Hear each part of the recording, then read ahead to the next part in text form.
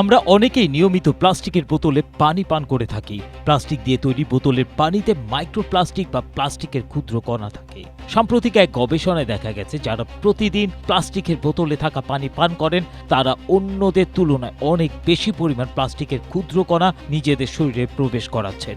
কানাডার কনকার্ডিয়া বিশ্ববিদ্যালয়ের ডক্টরাল শিক্ষার্থী সারা সাজেদি মানুষের শরীরের উপর প্লাস্টিকের বোতলের প্রভাব নির্ধারণের জন্য ১৪০টিরও বেশি বৈজ্ঞানিক গবেষণাপত্র পর্যালোচনা করেছেন। তার গবেষণায় দেখা গেছে মানুষ খাবার ও পানীয়ের মাধ্যমে গড়ে বছরে ৩৯,০০০ থেকে ৫২,০০০ প্লাস্টিক কণা গ্রহণ করে থাকে।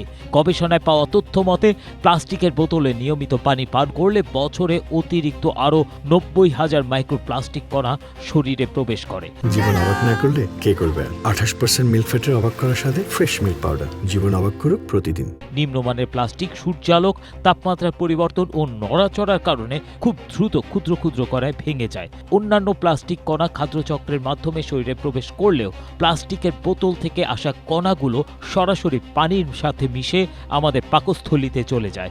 একবার শরীরের ভেতর প্রবেশ করার পর এই ক্ষুদ্র প্লাস্টিক কণাগুলো রক্ত প্রবাহে মিশে যেতে পারে এবং গুরুত্বপূর্ণ অঙ্গ প্রত্যঙ্গে পৌঁছতে পারে। এটি শরীরে দীর্ঘস্থায়ী প্রদাহের সৃষ্টি করে, কোষকে অক্সিডেটিভ স্ট্রেসের দিকে ঠেলে দেয়। ফলে হরমোন ব্যবস্থায় ব্যাঘাত, প্রজনন ক্ষমতা হ্রাস ও স্নায়ুতন্ত্রের ক্ষতি হতে পারে। এমনকি বিভিন্ন ধরনের ক্যান্সারের সঙ্গেও এর যোগসূত্র খুঁজে পাওয়া গেছে। দৈনিক প্রথম আলোর এক প্রতিবেদন থেকে এইসব তথ্য পাওয়া যায়।